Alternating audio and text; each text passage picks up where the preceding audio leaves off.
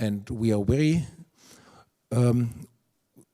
well aware that we can learn from you how you manage that in Spain. And before I leave you the stage, I would like to introduce Professor Pomar, who is our guest speaker, very famous. I mean, I'm not a cardiac surgeon. I mean, I did surgery years ago, but it was general surgery, only for a few years. So I never reached the thoracic organs in my surgical career. So Professor Pomar was born in Palma. We just talked about the weather there. He's living in Barcelona, and he has also a place in Santani, in Mallorca, where weather is much better than here today. He graduated in 1971 at the University of Navarra, and then he moved to Radcliffe Infirmary at Oxford University, and did the training also at the University Clinic of Pamplona with Carlos Duran, who is one of the heroes in valve surgery, cardiac valve surgery. After some time at the University of Cantabria, he spent 3 years as chief resident and fellow at the Montreal Heart Institute. In 1983, so when I did my pre-medical examination, we just talked about that, which is also a long time ago already. After short additional stays in USA and Canada, he went to Barcelona, where he became professor of cardiovascular surgery at the Barcelona University Medical School. And he is past president of Catalan Society of Cardiac Surgery, Spanish Society of Cardiovascular Surgery. Yeah, maybe you have forgotten that, but I can tell you, the Society of Cardiac Surgery and the Society of Heart Valve Diseases. So very impressive list of past presidentships. After serving as a treasurer and chairman of the Adult Cardiac Surgery Committee, he became vice president and president of the European Association of Cardiac Thoracic Surgery, where you still are heading a committee. I forgot which committee, but you can tell us. Donation and Corporation. Okay, thank you. So he organized more than 20 masters on valve repair. I don't know what masters of valve repair is. Are that courses? Okay, perfect. And currently he is president of the board of the consortium of management hospital clinic, senior consultant, Barna Clinic, cardiovascular coordinator of the Guangzhou Barcelona program. Thank you, very good. Chairman of the International Cooperation Committee of the European Association of Cardiac Thoracic Surgery and senior advisor of the Heart Valve Society. So I'm very impressed from that. Thank you for being here, and I leave the micro to you, and we are looking forward to your presentation. So thank you very much, first of all, for being here. Thank you, Samir. I don't know if you actually arrived here or not, but thank you also. And I feel a little bit bad because he expects from me a lot of things. I don't know if I will be able, we can discuss for sure, and we have some experience, but I am not a transplant coordinator, and obviously I don't know everything about the issue. But I try to, in a way or another, to find things we can talk and discuss, because as you will see, my hospital, I am not 100% sure, but I think we do more or less the same number of transplants in the hospital and in Hanover Medical School. I think we do more or less the same. We'll see the figures here. What I tried to bring here was good and bad, why there is a difference between Spain and Germany, and if he said, let's talk about what we can do about that. Well, this is one of the slides I got from the transplant coordinators some time ago, not long time ago, but some time ago. And the idea was to show that in red, and we have here some countries in red, and kind of red here, they were doing a fair number of transplants, and some countries where they were doing a lower amount. You have here, I am not going to talk everything. But what is clear is about only 10% of the global needs are really obtained. That means we have a lot of work to do, and we can do a lot of work. And the idea is, well, to talk a little bit about that. Those data are, again, data from global activity and only estimations. And 2019, because with the COVID, now you have a lapsus there where you don't find too many data, especially at the global level, but they are coming from 82 member states on organ transplantation activities, which means 3/4 of the global data we can get. And the idea is about 150 solid organ transplants are done every year. As you can see here, respect to 2018, that was just before the pandemic, there was a 4.8 increase, so it seems that it was getting slowly better. If you go to the financial people, they tell you that's very good, 4.8, like the Euribor and all these things. 37.3 were living kidney transplants, and it's important what he said before, and 21% were living liver transplants. So this is also something to keep in mind. And the idea was there was about 41,000 deceased donors, which were about 31,000 brain deaths, and up to 9,000 circulatory deaths, which is also an important number. It's not something to forget. And here you have more or less by organs, kidney, which is always the most important one, liver, heart, lung, pancreas, and small bowel, which is still a little bit small amount of patients here. Going again to the world, it's about 7.7 billion population. It's a lot of people. 59 million deaths per year. And it's about 41,000 cadaveric donors per year.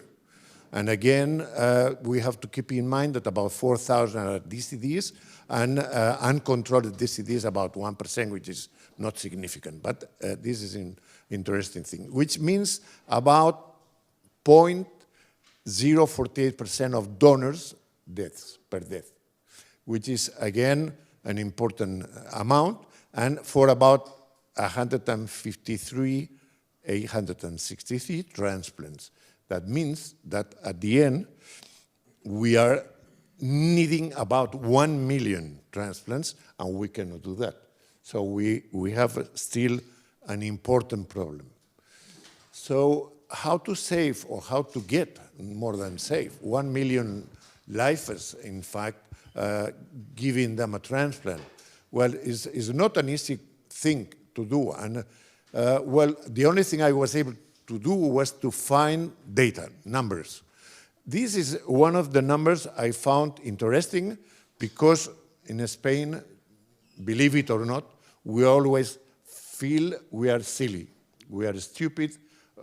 We conquered just by luck America, and we did very bad, because they always tell the kids we went there and were killing the Indians, something like this. Everybody has the complex of not doing well, but in this case, it's probably the only thing we can be a little bit proud of having these figures. So you have here, I believe it is here, the number of deaths per year is 400,000 something. Here you have this is donors per year, 2,300. And it means that we have 0.50 something, 565 or something like that. I don't see exactly the figure. And you see that the USA, which is the United States, is also known as one of the big ones doing transplants, is doing a little bit less.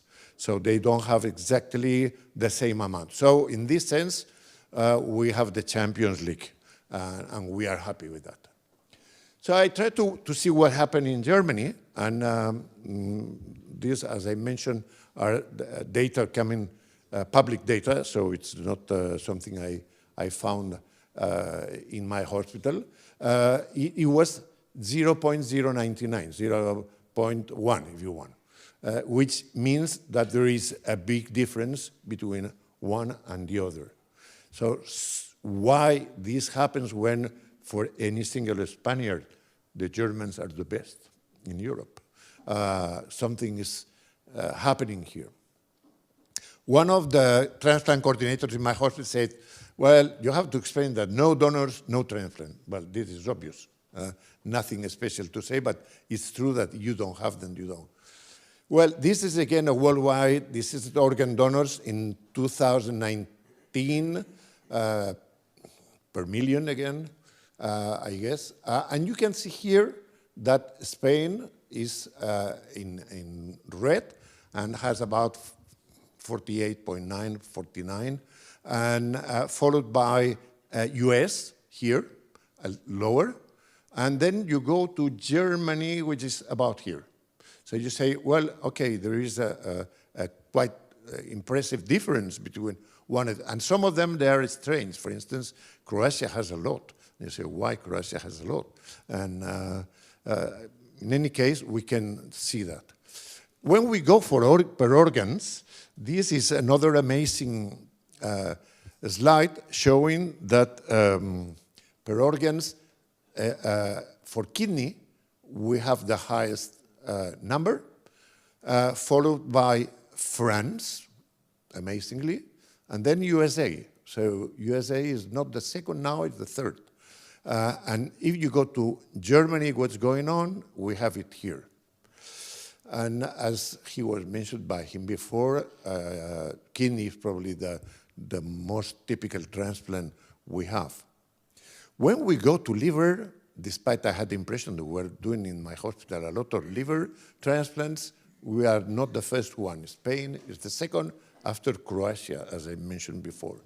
And if you go to Germany, you go down again. And when we go to heart, which is, well, what I am normally doing, when you go to heart, Spain is not the leader anymore.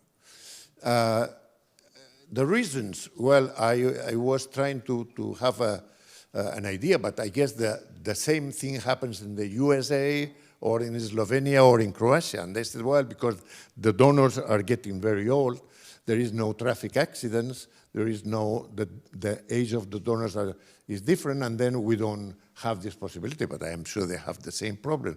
So this is something I never understood, and maybe we can discuss again. And you have seen, sorry, and this one, Germany, you have it here, is not that different in this case. And here we have again the lung, which is another thing where we are not the leaders, and we are in this other situation. And this slide is coming here and bringing what you just said before about that. And I was really impressed about that.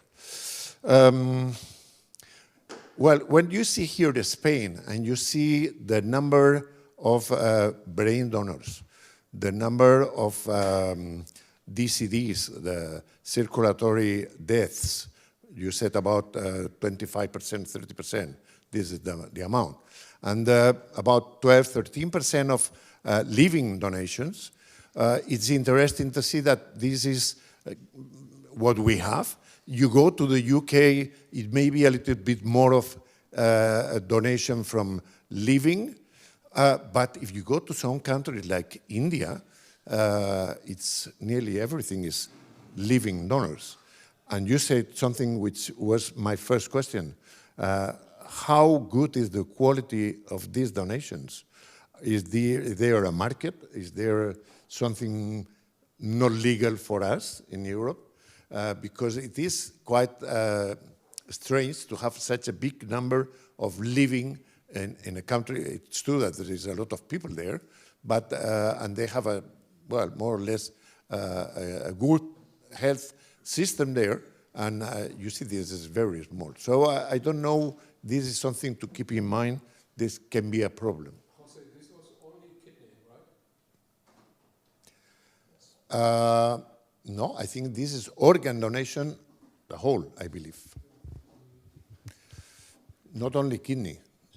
Obviously, heart, maybe these only cases here, because so far I don't know. Huh? Liver and kidney. Yeah, liver and kidney. Yeah. Well, what they told me in Barcelona, the transplant coordinator, was that in your mind you have to keep that the society has, in a way or another, to be able to understand that transplants are something good in healthcare. It's not, you were mentioning before, that is not a crime, just the opposite. We are doing something really positive, and it is important to convince the society that medicine, in a way or another, is trying to give back to society what they are getting there. And the donations of all these people, when I was mentioning that I don't remember when exactly in Spain the law changed, and was everybody, every death was considered a donor. That means that was quite a long time ago. And maybe this accounts for the difference. And I think this is a very important issue to understand that if everybody accepts a law saying, okay, we are all donors, the family accepts that the grandfather or the mother or whoever is or the kid is a donor, it's a consensus good for everybody. And in a way or another, you have to accept that this is, I mean, we do transplants not for fun. We do it to save lives. So at the end, we are giving all this back to the society through a program of transplants. And the important thing again is that we share, and I will explain you if you want at the end a little bit of funny histories about sharing the organs among the groups. It's not everything for only one. We have to share and give the possibility to have a transplant to a lot of people. So in a way or another, as physicians, we are working, trying to give back to the society what the society is doing. Well, this is just a small slide trying to show that procurement in our country is going to a kind of a sharing office, which is, I will explain you, the Spanish Organization of Transplants is in Madrid, but in many of the autonomies, we have an office. Maybe the most, or the better known, is the office in Barcelona, because it was the one who had the idea of organization. They will fight always Barcelona and Madrid as typical, like Rome and Milan, or Hanover and Berlin, but this is normal everywhere. But we were able to have this kind of central office there, and they were able to accreditate or accept the transplant centers in every area, not to have too many, but enough there, and also at the same time to have what are called OPU, or organ procurement units. And these organ procurement units are physicians, generally speaking, we will see that from the hospitals, where they try to help the whole system, and they allocate the patients from the central office, the transplant from there, and they try to get as many donors as possible.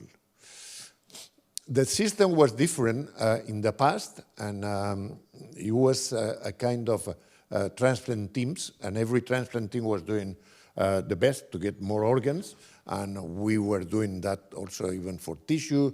Every group, cardiac surgery, liver, everybody was pushing, and slowly we went to a system a little bit different, where we have the transplant teams, obviously, but also a group of people which is called the coordinators, which are using the benefits of the law we have today, the number of people who is potentially a donor, and they help to do all the job. Because the job is not only to call someone and say you have an organ, but they really take care of the whole thing. They take care from this group of people, coordinators, of the cadaver to be sure that the death is really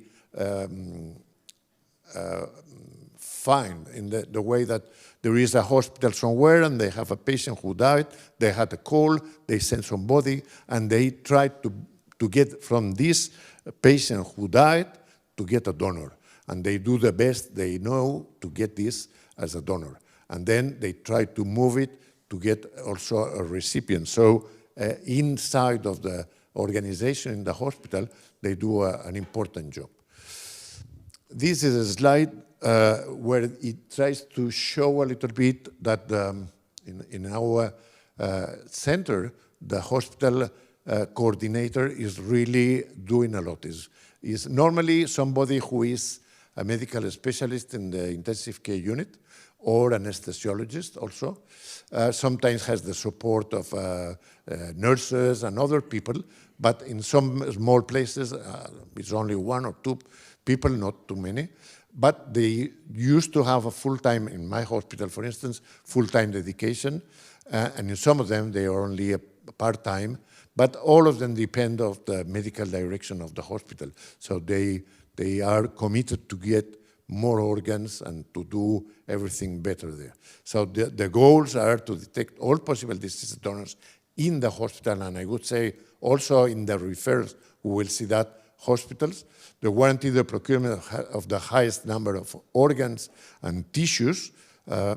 Spain has an organization called ONT, and it comes from Organización Nacional de Trasplantes. When we start with the tissue banks, they were saying organs, no tissues for the ONT. Today, they accept that they have to do everything. So this is also an important thing. And they have to warranty the quality of the organs and tissues, promote donation and transplantation, so make a little bit of marketing of the whole thing, and also evaluate the process together.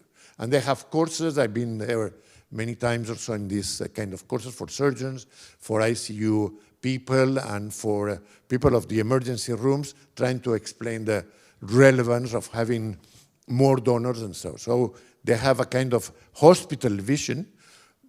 Again, once we have the benefit of every single death is a potential donor, so you have already this, which is something you don't have yet here. But once you have this, then we go another step, and then this group of people tries to get as many organs as possible, not only inside of the hospital, but also outside, and trying to prevent patients which could not be a donor, to treat them properly, educate the people around, and all these kind of things, you know.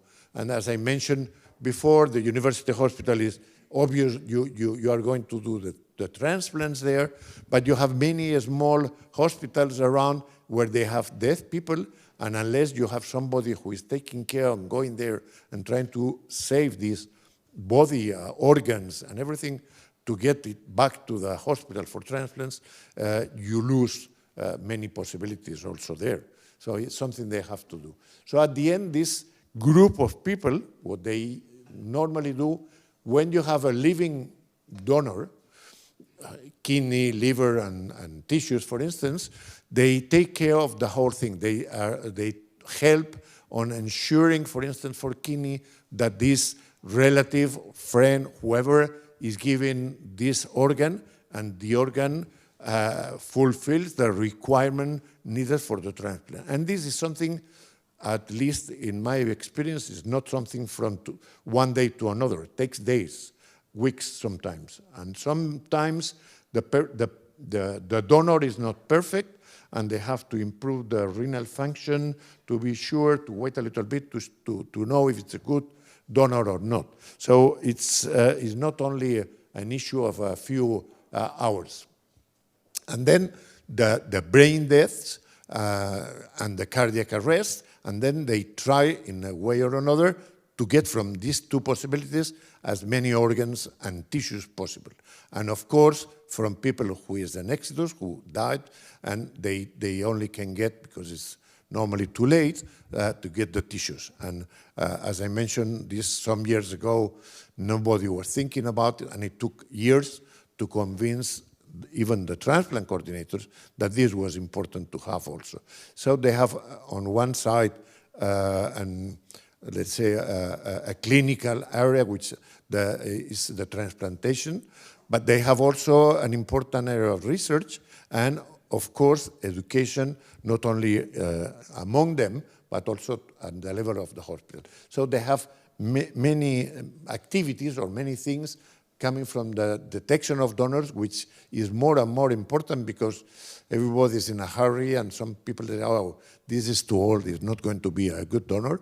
Evaluate the donors, ensure the diagnosis of death and obtaining the consent, to see how to find a place where to have to use this organ, the retrieval, and the transplantation. So they are involved in a way or another on this process, and in some of them, like this one, the consent with the family, with the legal authorization, and everything with the maintenance of the organ, especially trying to avoid what sometimes it happens, that is because it is not well controlled, you cannot have it as a donor, because at the end, the number of cases you have here, it is quite relevant. 3 to 5% of hospital deaths may progress to brain death. 10 to 15 of patients coming from the ICU dying there can be a donor. And 8% of all emergency deaths. So you have an important amount. So I think it is enough to have somebody devoted to that. And this is a paper I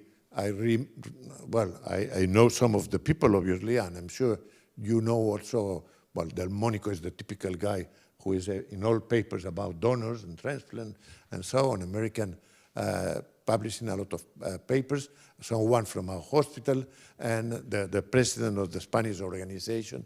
But the good thing is not because they are there, but I think the good thing was because they were able to get a consensus, and they tried to see how to report, how to explain, and how to categorize all the donations and so. I'm not going to get into this slide. I hate to talk about all these things always, but I try to summarize in 2 slides. Here are the reasons why a potential donor does not become a utilized donor at the end. Failure to identify, refer a potential donor or eligible donor. Brain death diagnosis could not be confirmed. This happens because does not fulfill criteria, or they not complete the whole thing. Lack of technical resources or clinician. This happens especially outside the hospital, where you don't have all the facilities you really need, and you cannot get even the diagnosis for sure. Circulatory death not declared within the appropriate time frame. This is something, especially before, now it's less, but it happened before. Logistical problems, you don't have anybody in the hospital, in the little hospital, to have a good recovery team, and at the end you cannot use it more than cornea or some other things. And the lack of appropriate recipient, which it's amazing having so many, but sometimes you cannot get the adequate one. But some of the reasons are coming from the other side. Serologists are maybe positive, neoplasias, hemodynamic instability, and this is less and less, but it happens still today, which we have been going to get a heart, and we arrive there on a plane, and they tell you patient died some minutes ago, and we cannot recover it. Then you don't take the heart, obviously. Many other things, anatomical, histological, damage during recovery, also especially sometimes battles between heart and lung. This is mine, this is not yours. Inadequate perfusion and thrombosis, that's another issue. And of course, the permission, which is something which probably changing the law, this is something which may be different, but despite of that, we have, and you will see that, we have a certain number of, I don't know where it is, a certain number of cases where there is family telling you that they don't want to have it. Well, this is my hospital, 2023. When I learned that maybe you are going to have a new hospital, I felt we should have one 10 years ago or 20 years ago. This is a hospital from 1907. It looks a very old building, but in fact the operating rooms and everything are today, I think they are good, very good. ICUs and a very similar way of working as you may have here in many different ICUs. Everybody has his own kingdom. It's a little bit similar. And look at the number of transplants in 2022. Same, right? 339 transplants, and I didn't know how many you had in the past. So this is more or less what we have. These are all pictures, in fact. The ICU is much better, but we have a respiratory ICU, we have a trauma ICU, a cardiac or post-cardiac surgery ICU, coronary care ICU, many units, and all of them, they have to be controlled by the coordinators to know as soon as you have the possibility of a donor to be going there, as it may be in internal medicine or in the emergency boxes or in the units of other things like hepatology or other things. But as I mentioned, not only in the hospital, but as many as possible hospitals around the city, not too far, but on a distance you can go and be able to take care of the patient dying or dead, and trying to get it from there to get a donor for organs and tissues. So we have somebody who is taking care of all these things, is also visiting on a periodical way the units from where we can receive organs, or they call us as a referral for donors. So they try to get not only communication when you have the case, but from time to time they go there, they have lunch together, they talk, and everything, trying to get as soon as possible also kind of consent from the families and everything. But this is another slide I want to show you, that despite what we have, still today, and this is 2020, but anyway, that's like today, it's about 14% of refusals, which is, well, something to keep in mind, despite, as you can see, we have been from nearly 30%, more or less half of it, about 14, 15% in the last years. So despite of everything you do, is still some people, for religion or for many other issues, or because they are very sad, whatever, but the other thing they have to do, the transplant coordinators, is, and this is today the chief of the internal medicine intensive care unit, they have to help and be sure that when the people arrive here, the patient is well oxygenated, everything, and at the same time, they have to be able to get documented brain death, which is something normally relatively easy. Again, they have to explain to the family, especially when it's kids or when it's a problem, a legal issue, and an accident or whatever, you have to go to the judge and try to ask for permission as soon as possible. The other good thing is that as a team doing the transplant, you are sure, generally speaking, that the donor is a good donor. They take care of the blood tests, everything to ensure that this is a good patient or good organ for the transplant. And I said, generally speaking, because it happened to me a couple of times to get to another city by plane, and when you get there, they tell you, sorry, it was a confusion with the blood group. the patient is not this. And then that's a tough time because you have been traveling there, you are the only team able to get the heart, and what do you do with the heart? So sometimes we ourselves, we call somebody else knowing they have patients in the waiting list, but it's very complex because today with organ perfusion maybe could be better, but normally it was complex to have a second recipient, so it's tough. And the other good thing, as I mentioned just now, is to be sure that the organs, especially the heart, because we know we don't have too many hours, to avoid injuries during the ischemic time, so we try to do it quicker.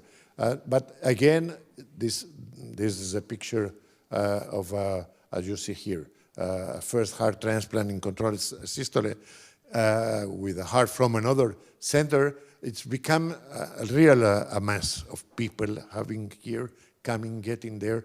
So you need to have somebody who is a little bit leading the whole thing.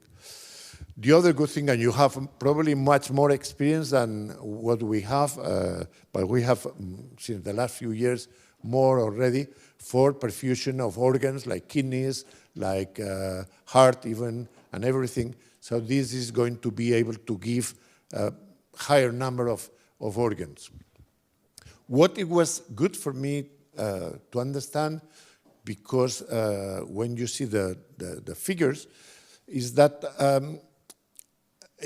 to have a living donor is very good, because you have it here, you put it there, no ischemic time, you may control everything, at least here in Europe, but at the end, the difference between the censored survivor for the graft, not the patient, or it's more or less similar. It's about 10% less if you do it with DCD or brain death, but it's not a huge difference. So this is good. That means that I think it means that we preserve very well the organs up to 10 years. They are still working, most of them, at least 3 of every 4 are working well. The other important thing, I believe it is good, despite of the political issues I'm sure you also have here, because the political people is another type of person. The fight between organizations. We have the ONT, which is for the whole country in Spain. It's central. And then you have the offices from different, one in the north, one in the south, one in Catalonia, and so. And sometimes they have fights, small fights, generally speaking, but they have a good consensus in the sense of allocating the organs to the recipients they have. And they have despite they have political issues, I was mentioned before that, for instance, to ourselves, they decided you want to keep the transplant program, you have too many donors, because we were working to get more and more referral hospitals for the deaf people, and we were getting, let's say, about 2/3 of the donors for heart in Barcelona. And they told us, from now on, you want to keep doing, every heart is going to go to one of the centers doing transplants. So you give one, the next one is going to be for you. So you have to share the organs. Well, at the end, if the big guy tells you you do it or we stop it, you do it. So we went from nearly 40 heart transplants a year to 22, 25. I think we have more or less same amount also. And the same thing for things you cannot do. For instance, we have never been allowed to do lung transplants. And another hospital is not allowed to do heart and is only doing lung. A nonsense, in my view.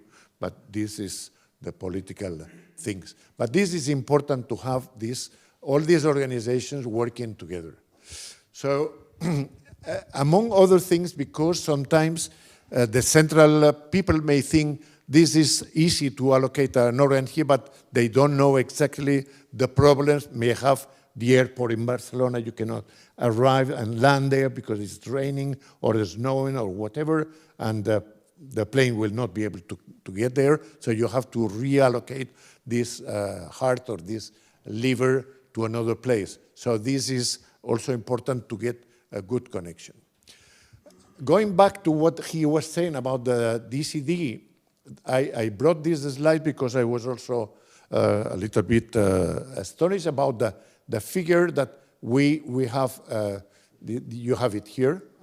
In yellow is brain deaths and circulatory deaths, but you see this is an important amount. If you compare, well, maybe it's more or less like here in yellow, but it is becoming an important amount. And you don't have it yet here. So this is probably something you can get and improve. This is a much recent slide, and as you can see here, this is the DCD, despite of the pandemic, which was a little bit going down here, it was more or less keeping going up here. So this is important also to keep in mind that this is probably one of the reasons it is important to do. And at the end, more or less the same thing it happens when it is a cardiorespiratory arrest or a deceased donor. Same thing, it's more or less, you have to do the same steps, the same thing. So it doesn't change very much the whole thing. There was one of the patients to preserve. But again, one of the things I was a little bit astonished was this slide showing that for heart, about 67% more or less, this is in Catalan, I apologize, only 67% they fulfill the requirements for the age of the donor. They offer the organ for about 40% of the first 100, are accepted about 30, and implanted 25. So again, for me, it was amazing to see 1 every 4 only, you can get it from here to there. And I was not able to get a right answer, explaining me why it happens. There is obvious things about the age and everything, or the coronary artery, whatever. Just to finish, I show you a little bit again. This is 22, so this is very recent. This is Catalonia, and in Catalonia we had these figures here, as you can see, 1.750. We had tissue from 16,000, which is not too bad. About 178 living donors in the whole Catalonia, which is 7.5 million inhabitants. We don't have that much. And about 1,300 transplants, organ transplantations in 1 year. So figures you compare are very similar to what you were showing before. Again, this is more or less the same, nearly 1,000 kidneys, liver 200, heart 54, lung 107, which is exceptionally high, and pancreas a little bit like 33, which is also a little bit high. But as you can see, 27% more than 2020. So this is again the data you were showing, going a little bit down after that. So this is, at least for me, interesting to see. And again, going to heart, which is the things I know better, this is the pandemic time, going down there. And you see the number of transplants, 54, we were able to do before the pandemic. About 70, 71, which was a fair number if you compare to the late 90s, beginning in 2000, we were doing more or less 65 or 72. And you can see here more or less the number of patients in the waiting list, which are roughly the same you were mentioning before. I think this is the last one to encourage everybody a little bit, showing that Germany, the tax or the number of heart transplants, I'm talking, 4.0. And if you go to Spain, it's 5.9. But if you come to Barcelona, to Catalonia, because we only do transplants in Barcelona, it's about 4.6. So we are not that far at the end. So it's just a matter of trying to do something a little bit there. It's amazing to see the figures of the USA here, which is huge. But at the end, it's not that big. So just to finish, I think, well, we have to keep thinking about to try to find as many organs as possible, as many tissues, because we know more and more both things are very, very important for us. And I just wanted to say that the opting out, we were talking just before starting, I don't know if this is not going to solve the whole problem, but this is, if you don't have it, that's no way to keep doing other things. You need to have this to get to further steps, like having transplant coordinators, as getting involved with the people of the ICUs and everything. And it is a pity you are recording that, but I have to explain you, because otherwise I would feel not being honest. In Spain, a physician who is the chief of a unit in a hospital may get 3,000 euros a month. A flat, let's say, a nice flat, not a cheap, but not a very expensive house, costs about 3,000 euros per month. So tell me how you can live with that. It's impossible. So people try to do different things. In my hospital, at 2 o'clock, everybody was leaving the hospital, going to the private practice, because otherwise it was impossible to get enough money to have a family and pay for it. And after some years, we were able to have a program in the afternoon. So we do surgery in the morning, in the afternoon, and sometimes even in the evening. But this is paid apart. It's giving a small amount of money. But if you do every day a second case, at the end you get some money. What happens is that in some areas of the medicine, you don't have this possibility. I'm going to do a second case and we'll get 200 euros more every day, which is 1,000 a week and which is 4,000 a month. 4,000 is more than your salary already. So at the end, people is tempted to do something else. If you are working in the ICU and you have 3 shifts, you have no chance. You are not going to do 2 shifts in the ICU. You do your own and that's all. So the people had to find the way also to do something else. If we do a transplant, we are paid very, very little money for the surgeon doing the transplant, but we are getting a little bit more. If you do more, the more you do, that's the capitalism, if you want, but the more you do, the more you get. And everybody has a little way of thinking, let's do a little bit more. And for the physicians, the ICU people, the people involved also in the anesthesiology department, unless you go outside and you do private practice, the only way to stay there in the hospital and get a little bit more, we're doing more things. And I believe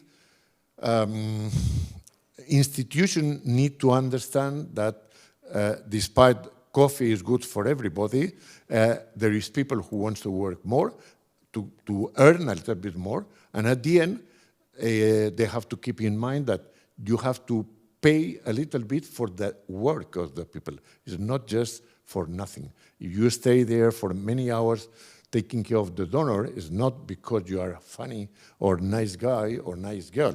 You do it because you do a work and you have to be at least recognized and paid a little bit for that.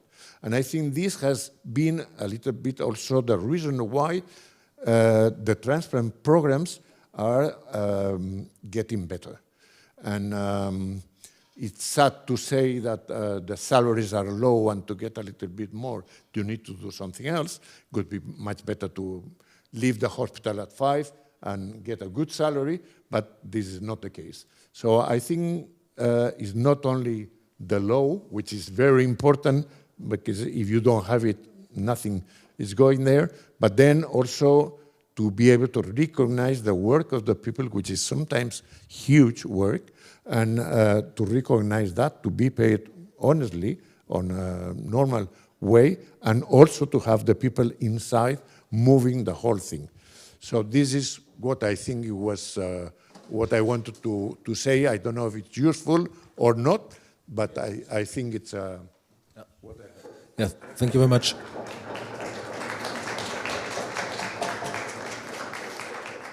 Yeah, thank you very much, Professor Pomar. It was very interesting. Thank you for sharing this set of data. I think it's very important for us to learn from that, and we see it's a complex issue. I mean, I haven't thought about salaries. I mean, goal in life must be doing less, getting more. That should be the professional goal, at least, or doing more and getting more in parallel. So, yeah, the living donation. I mean, what we see is there is a reverse dependency between the number of organs from deceased donors and living donation. And if you look at India, I mean, they don't have obviously a big deceased donation program. And in Spain, you have 12%. We have 20 to 25% in kidney transplantation. So that is a kind of emergency solution. People don't want to give their organs. If there are enough organs from post-mortal donation from deceased donors, then you have less living donations. And I'm not a big fan of living donation, as you have heard, because of the mismatch situation. Every day I have to disapprove living donation because of donor-specific antibodies from previous transplantations. And if you do a first transplant, you always have to consider, to take into account the retransplantation. And that is a big issue. So we'll have a panel discussion in a minute, but before, maybe there are questions from the audience. Yes, please, introduce. I have just some questions. For example, about the DCD organs. Did you see in Spain, or do you see in Spain actually the same problem as, for example, in the Netherlands, where they use DCD, but the prevalence of DCD was reduced, the prevalence of DBD? So, did you see this paradox also in Spain? Yeah, I understand very well. The question. Of course, if you measure on 100, if you get one higher, the other one gets smaller. Yeah. But my impression is not. My impression is not. I know that in the Netherlands they were a little bit concerned about that. But I think it depends also of the model they have of the organization. And if you already have organizers for brain deaths and trying to see that the results are as good as, or nearly as good as the living when you select properly them, and they are similar in terms of 10 years. So I think it is, I fully agree with what he said. It makes much more sense to improve brain, and if you want circulatory deaths, instead of having living donors. The living donors, as I mentioned before, I know many cases they had to wait, and they had immunological issues. You have the problem of where it doesn't work. How to explain the other one you gave me. There is a much more ethical even issues, which for the government should be much more important than the other opting out law, I believe. At least they should allow for crossover transplantation. Then we would minimize or reduce at least the number of mismatches. Early today, I approved a living kidney transplantation with 10 mismatches. I mean, this patient doesn't have a chance to get retransplanted in 10 years. I can't believe that. Yeah. Okay. But I think even exchange, I learned that Spain now has a kind of agreement with Italy, and they even exchange organs, because sometimes you don't have any risk. Of course, yeah. But if you look at your numbers, I mean, living transplantation is running very nicely. The first one, it's always the first transplant what we see. It's 10% better than DCD and DBD. I mean, what was impressed that DBD and DCD was more or less the same in Spain. Yeah. But if you look, what is the chance for getting retransplanted?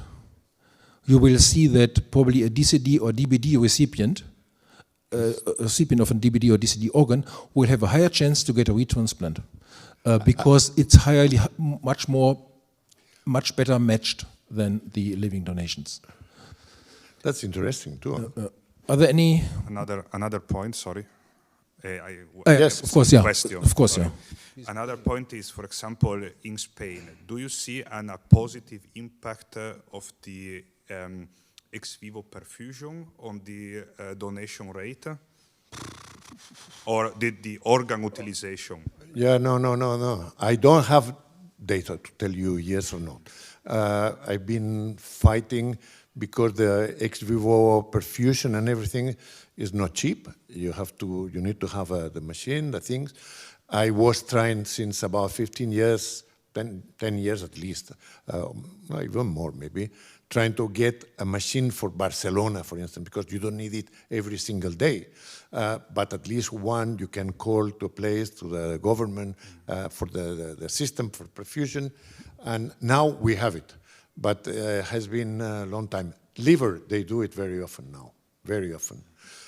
Kidney, as they have time, they do it also from time to time. But I don't think they do it as often as liver, because normally they have they retrieve the kidney and they implant it next morning when they have the time in the OR, and it seems to work. But I will check that. I will let you know, because I think they already have some figures. Maybe we have to include Spain in Eurotransplant.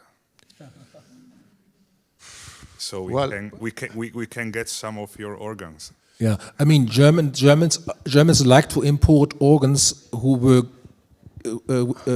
gained under the legislation of opt-out of presumed consent.